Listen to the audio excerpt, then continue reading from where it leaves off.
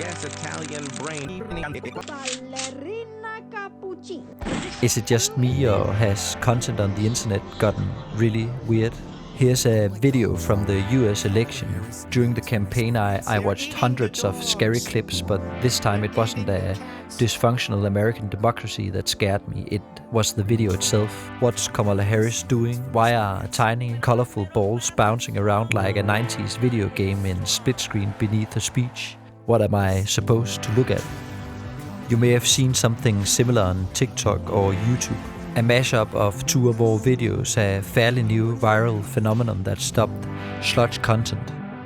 Sewage, mud, industrial waste, the kind you sink into knee-deep and can't get out of again. Kamala Harris makes sludge videos, that's a fact. Videos like this one and this one. Content designed for the chronically online. Videos that try to soften your brain with a smoothie of easily digestible messages. Is reality catching up with my worst dreams? The historical subject dissolved into split-screen ASMR. No difference between a political message and a bar of soap being cut with a hot knife, and animated shark in sneakers, colorful balls jittering in low resolution. Is it the collapse of reason? Our cognitive capacity caught in a behavioral feedback loop with an autonomous image circuit. Humans are no longer part of the equation, or rather, humans have become the equation. Humans as the infrastructure of eyes and thumbs that the images use to move around the world. A sprawling highway system of infinite scrolls not built for our sake, but theirs. The living images. Has attention economy reached its dark zenith? Will we soon all say, like writer Johan Hari in the book Stolen Focus, I tried to live, but I got distracted. Let's breathe in and figure out how we got here and how to move forward.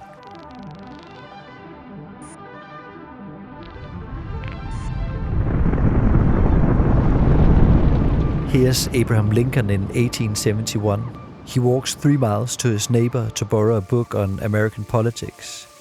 He reads the whole book that same evening, but the next morning he discovered it rained in through the window overnight. And so the book is ruined. Lincoln's neighbor tells him he can keep the book if he works it off.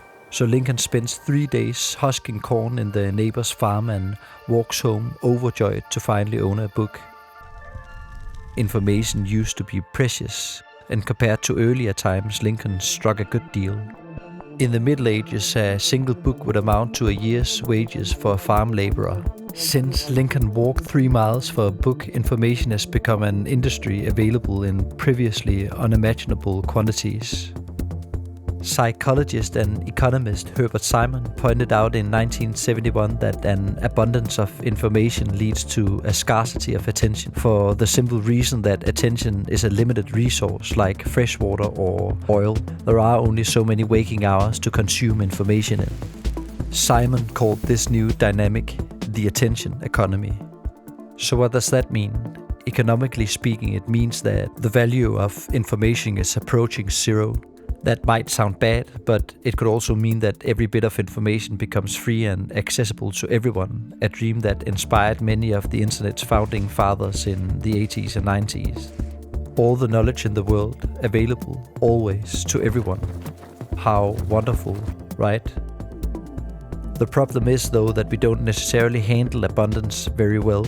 We are slowly but steadily heading toward a world where more people are overweight than starving. And similarly, our current problem with information is like a rainbow-colored sugar shock, an industrial overload of info processed into bizarre instant meals, flowing in through the scrolling floodgates and into our wide-open eyes. Cotton candy on video, or video as cotton candy, eyeballs spinning like satellite dishes drawn to the explosion of color, apocalypse, Peppa Pig.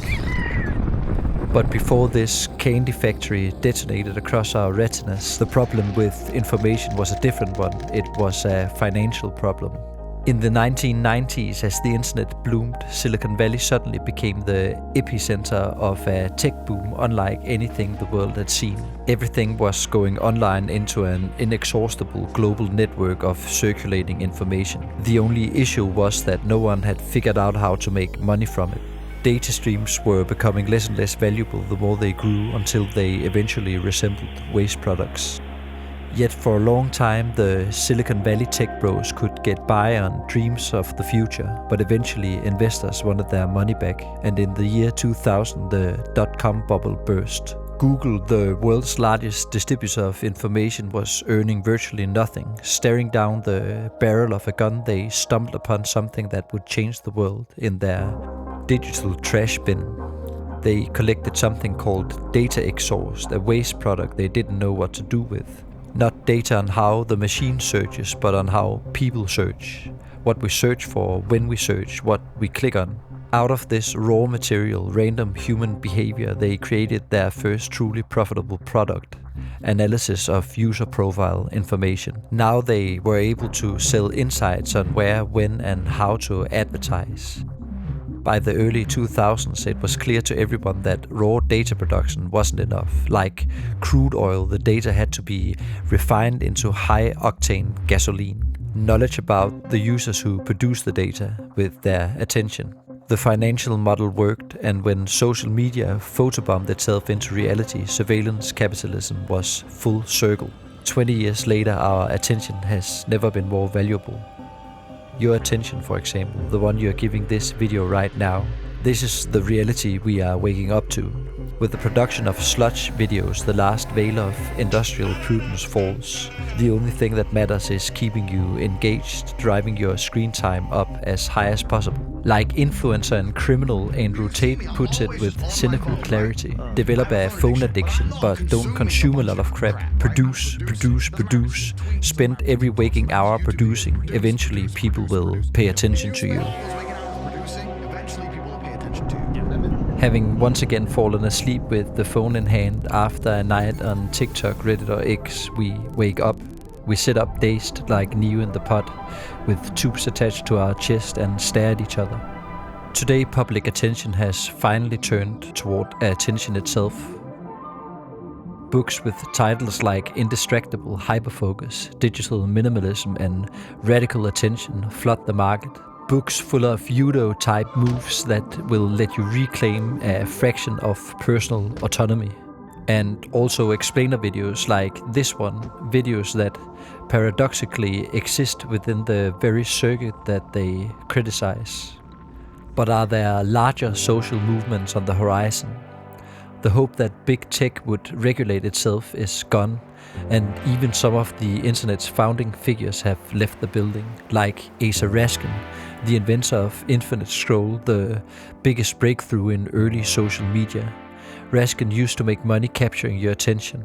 He literally programmed the button out of the internet, erasing the pause at the end of every web page. But today he's a kind of defector from surveillance capitalism, and he has founded the Center for Humane Technology. Today Raskin says the free movement of attention is incompatible with the business models of major platforms. And so the question is, whose example will we follow? Will we do as Andrew Tate and produce ever more profitable sludge and brain rot competing for each other's attention? Or will we follow Asa Raskin into the digital wilderness? In 1979, the Danish poet Inger Christensen asked, "Is this waterfall of images really a house?" We can't rewind time, we do live in a waterfall of images, but we can still ask, is it possible to build a house out of them? A place to call home? Raskin would answer that it's impossible as long as we are stuck deep in the data mine, digging ourselves further down with every swipe on the screen. We necessarily have to move, digitally at least. Is mass migration away from the digital center then already underway?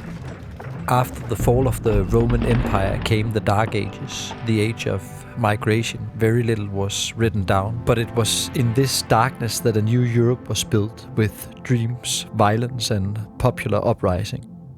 Are we really to live in this plunge through the host of guards, live and lay the table and share?